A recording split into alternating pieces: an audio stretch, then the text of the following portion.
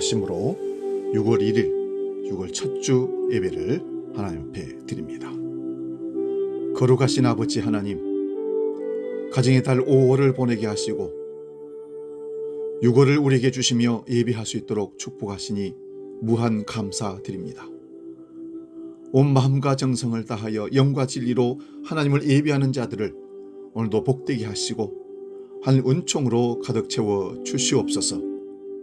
6월을 하나님 주장하여 주셔서 하나님이 기뻐하시는 삶을 살아내도록 붙들어 주시고, 특별히 대한민국을 붙들어 주셔서 나라와 민족을 위해서 피를 흘리며 자유를, 민주주의를 지키기 위해서, 또한 하나님의 교회를 지키기 위해서 수고하고 산화되어 이 땅을 떠난 모든 믿음의 선배들을 기억하시고 그들의 가족들을 위로해 주시며, 또한 대한민국의 지도자를 뽑는 대통령 선거위에 개입하여 주셔서 하나님이 기뻐하시고 하나님이 선하게 인도하실 지도자를 뽑으셔서 하나님 이 민족을 바르게 정상화시킬 수 있도록 아버지 인도하여 주옵소서.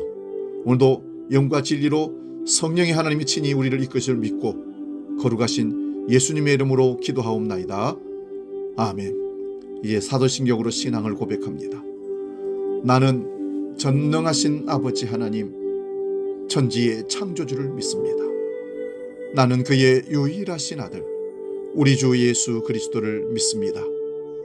그는 성령으로 잉태되어 동정녀 마리아에게서 나시고 본디오 빌라도에게 고난을 받아 십자가에 못 박혀 죽으시고 장사된 지 사흘 만에 죽은 자 가운데서 다시 살아나셨으며 하늘에 오르시어 전능하신 아버지 하나님 우편에 앉아 계시다가 거기로부터 살아있는 자와 죽은 자를 심판하러 오십니다. 나는 성령을 믿으며 거룩한 공교회와 성도의 교제와 죄를 용서받는 것과 몸의 부활과 영생을 믿습니다. 아멘.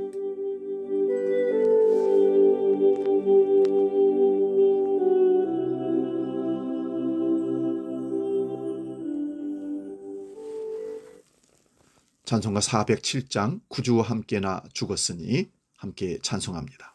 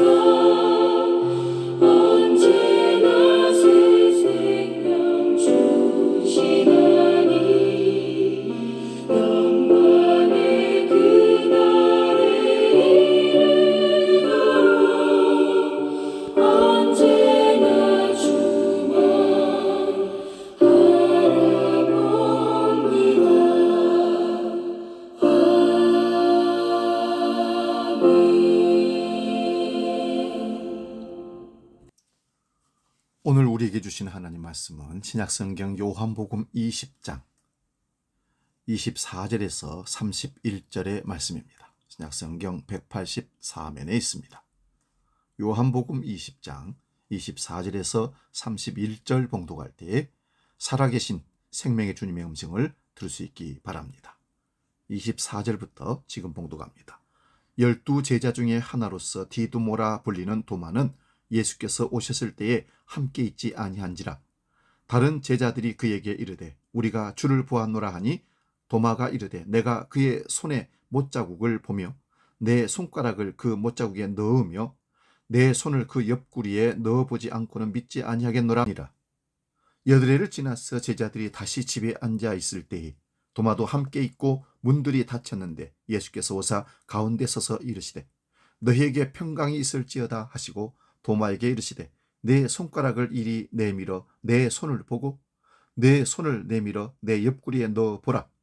그리하여 믿음 없는 자가 되지 말고 믿는 자가 되라. 도마가 대답하여 이르되 나의 주님이시요 나의 하나님이시니이다. 예수께서 이르시되 너는 나를 본고로 믿느냐? 보지 못하고 믿는 자들은 복되도다 하시니라. 예수께서 제자들 앞에서 이 책에 기록되지 아니한 다른 표적도 많이 행하셨으나 오직 이것을 기록함은 너희로 예수께서 하나님의 아들 그리스도이심을 믿게 하려 함이요 또 너희로 믿고 그 이름을 힘입어 생명을 얻게 하려 함이니라. 아멘. 봉독한 말씀으로 생명을 얻는다는 사실에 관해 이런 제목으로 말씀의 은혜를 나눕니다.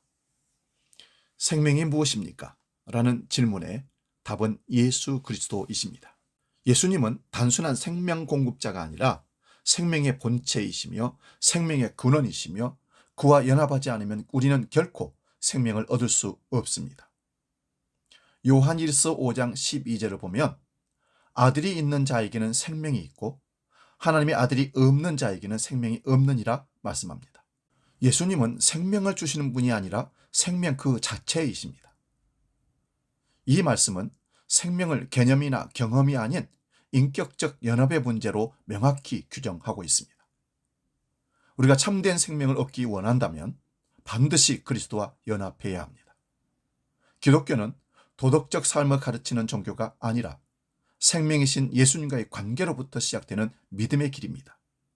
전도와 선교, 목회에서 가장 먼저 강조해야 할 것은 예수를 믿어 생명을 얻으라는 복음의 핵심입니다. 본문 마지막 단락인 요한복음 20장 30절 31절은 다음과 같이 말씀합니다. 예수께서 제자들 앞에서 이 책에 기록되지 아니한 다른 표적도 많이 행하셨으나 오직 이것을 기록함은 너희로 예수께서 하나님의 아들 그리스도이심을 믿게 하려 함이요 또 너희로 믿고 그 이름을 힘입어 생명을 얻게 하려 함이니라. 이 말씀에 요한복음의 기록 목적이 분명하게 드러납니다. 이 기록 목적은 요한복음만이 아니라 복음서 전체와 신약성경 전체에 해당합니다. 성경의 기록 목적은 두 가지입니다. 하나는 예수께서 하나님의 아들 그리스도이심을 믿게 하려는 것이고 다른 하나는 예수의 이름을 힘입어 생명을 얻게 하려는 것입니다. 생명을 얻는다는 말은 구원을 얻는다는 말과 같은 말입니다. 생명을 얻는 것이야말로 죽어야 할 인간에게는 구원의 실체입니다. 요한복음에서 말하는 생명이라는 말을 세상 사람들은 진지하게 받아들이지 않습니다. 지금 살아서 보란듯이 인생을 즐길 수 있다고 생각하기 때문입니다. 사람이 언젠가는 죽겠지만 죽을 때 죽더라도 지금 살아있는 건 분명하니까 그들이 볼 때 기독교가 말하는 생명이나 구원은 별로 현실적이지 않고 건강해 보이지도 않습니다. 세상살이에서 자신감이나 자존감이 없는 그야말로 의존적인 사람들이 절대자에게 구원해 주시라고 살려달라고 매달린 듯이 보이기 때문입니다. 그들의 주장이 완전히 잘못된 건 아닌 것 같습니다. 기독교는 오랫동안 반생명적인 경향을 보였습니다.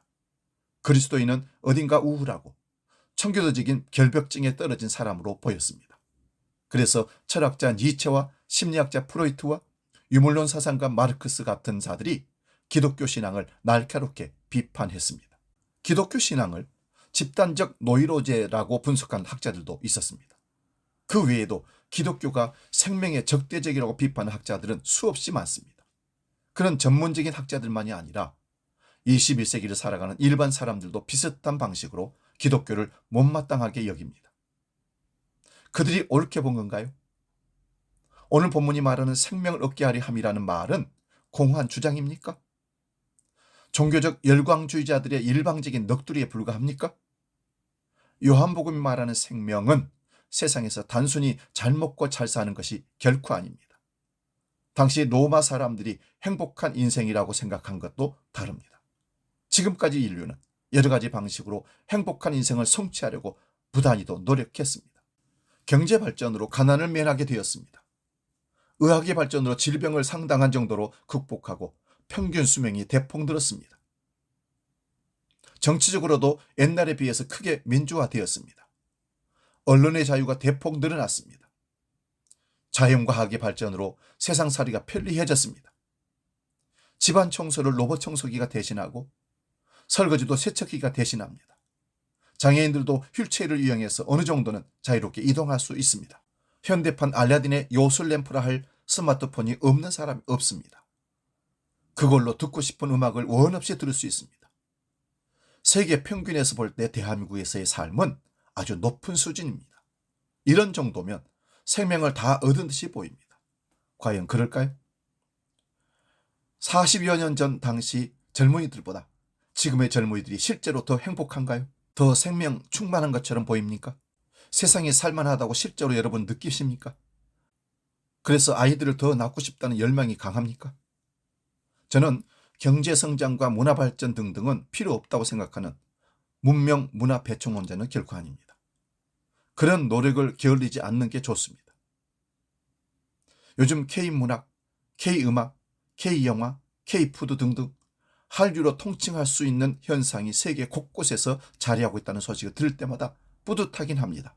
기본적으로 이런 발전을 바람직한 현상이라고 생각합니다. 그러나 그런 것만으로 현대인이 생명을 얻었다고는 전혀 생각하지 않습니다. 거의 신적인 단계로 올라서는 듯한 과학 발전과 문명의 고도화가 우리의 삶을 근본에서 풍요롭게 하지는 못한다고 생각하기 때문입니다. 오히려 더 깊은 허무에 떨어질 수도 있습니다. 내면을 도저히 채울 수 없는 소유와 향락에 더 집착하기 때문입니다. 여러분 생각해 보시기 바랍니다. 부와 권력을 손에 쥔 로마 황제가 당시에 가장 행복한 사람이었을까요? 100만 부가 넘게 팔린 베스트셀러 작가가 되면 행복할까요? 10,000명이 모이는 교회 담임 목사가 되면 영원히 풍요로울까요? 요한복음이 말하는 생명은 하나님이 주인입니다. 우리는 생명을 선물로 받았을 뿐입니다. 하나님만이 창조주이시기 때문입니다. 사도신경의 첫 문장은 이렇습니다. 나는 전능하신 아버지 하나님, 천지의 창조주를 믿습니다. 기독교 신앙의 출발점은 하나님을 창조주로 믿는다는 사실입니다. 이런 사실을 진지하게 생각하지 않는 그리스도인들이 제법 많습니다. 하나님의 창조는 당연한 거고 내 인생은 내가 알아서 사는 거야. 내 행복은 내가 결정할 거야 하고 생각합니다. 어떤 생물학자는 미국 작가 리차드 도킨슨이 쓴 만들어진 신이라는 책을 보며 신이 존재하는 게 아니라 인간의 뇌가 신을 만들었다고 주장합니다.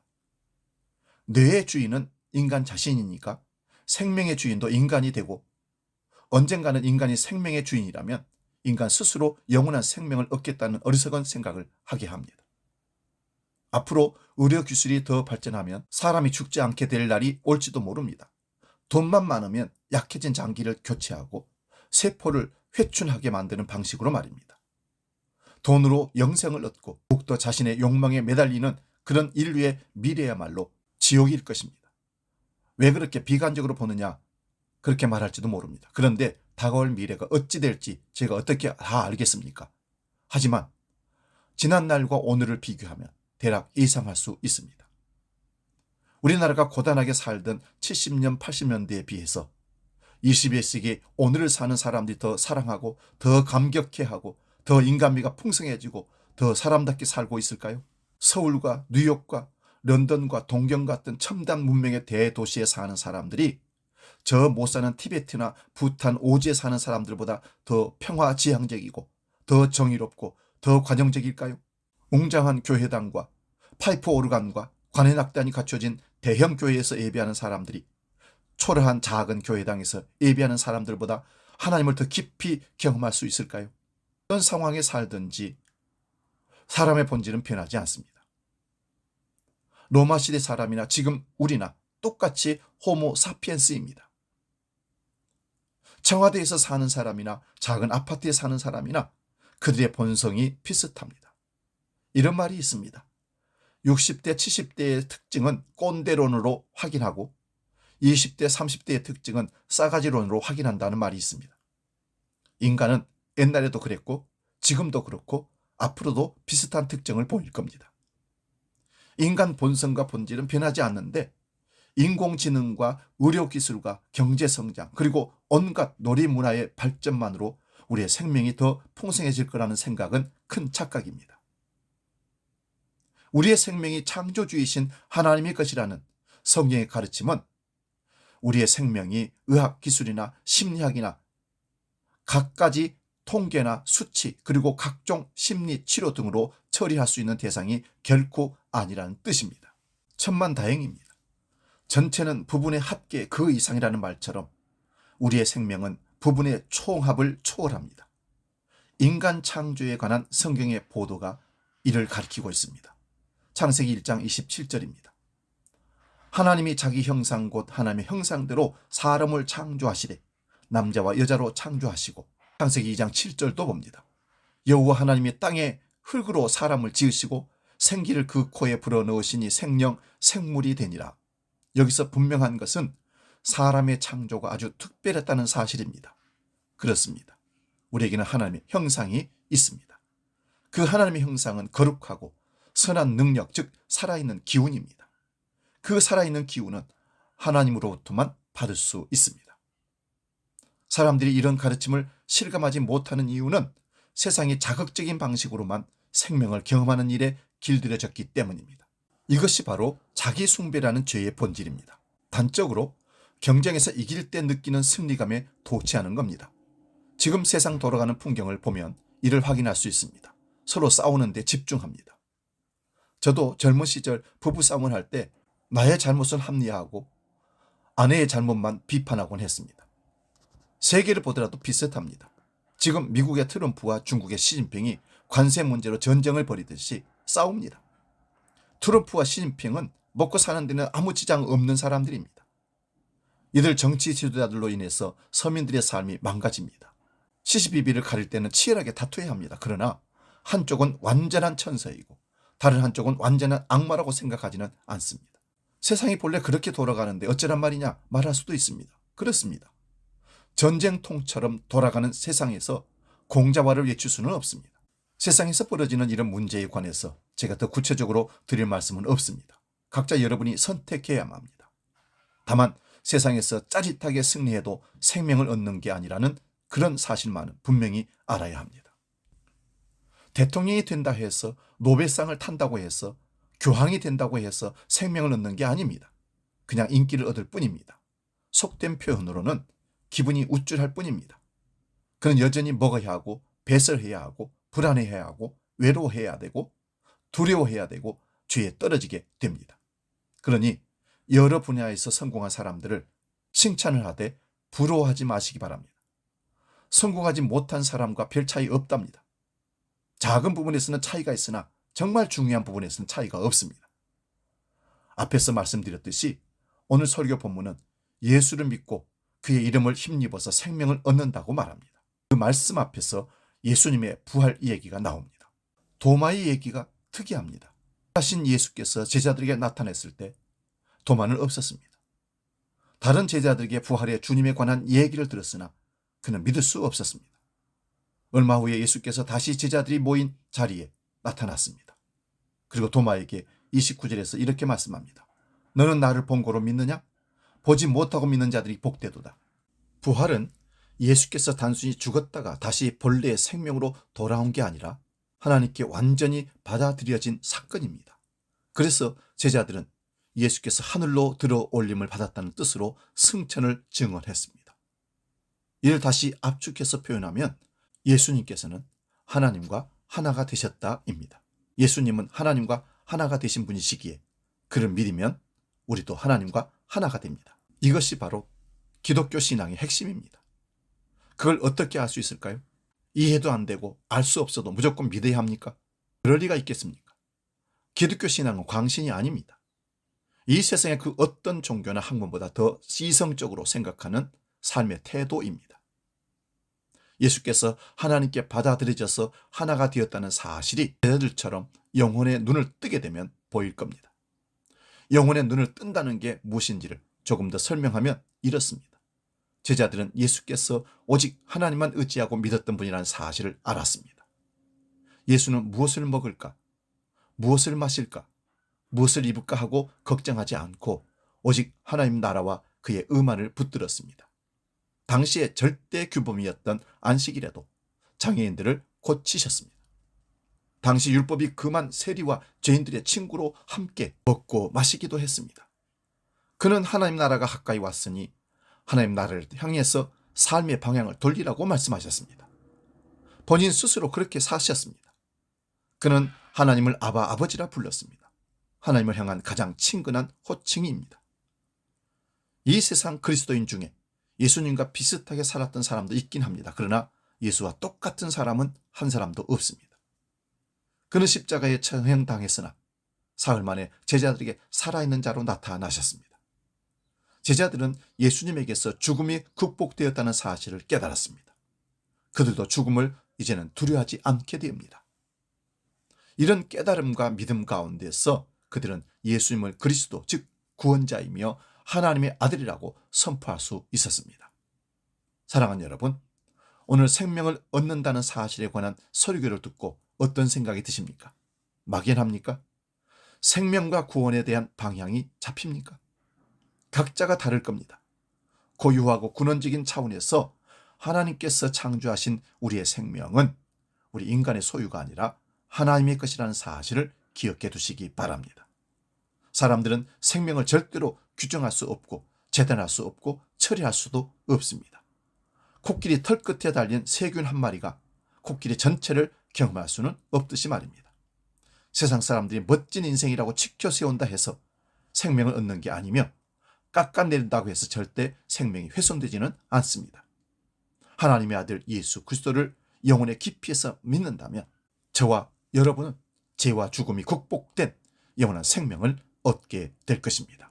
복음 찬양 1000번을 불러봐도 함께 찬양하고 기도하고 마치겠습니다.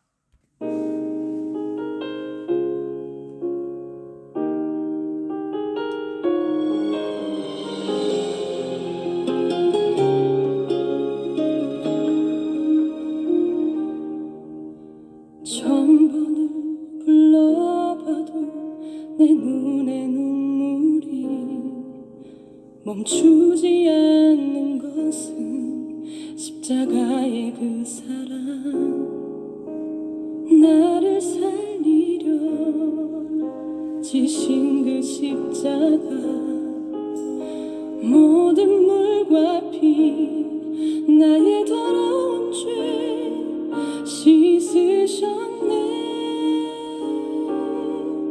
나를 향한 그 사랑 생명을 내어주사 영원한 생명을 내게 주심을 감사해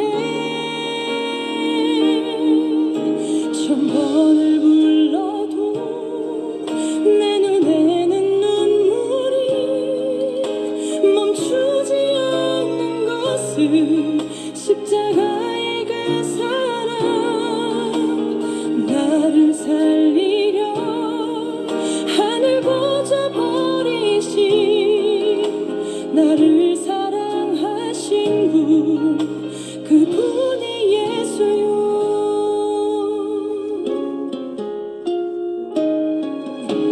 1000번을 불러봐도 내 눈에 눈물이 멈추지 않는 것은 십자가의 그 사랑 나를 살리려 지신 그 십자가 모든 물과 피 나의 더러운 죄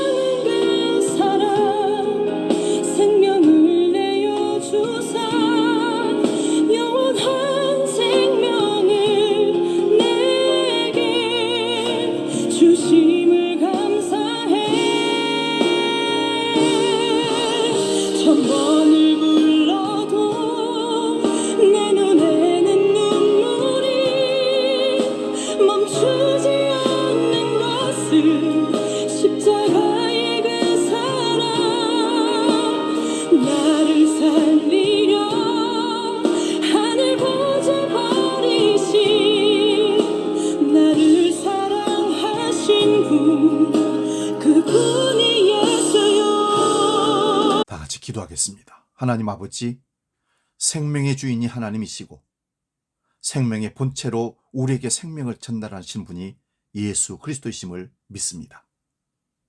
하나님 아버지, 우리에게 생명을 풍성하게 부어 주시옵소서.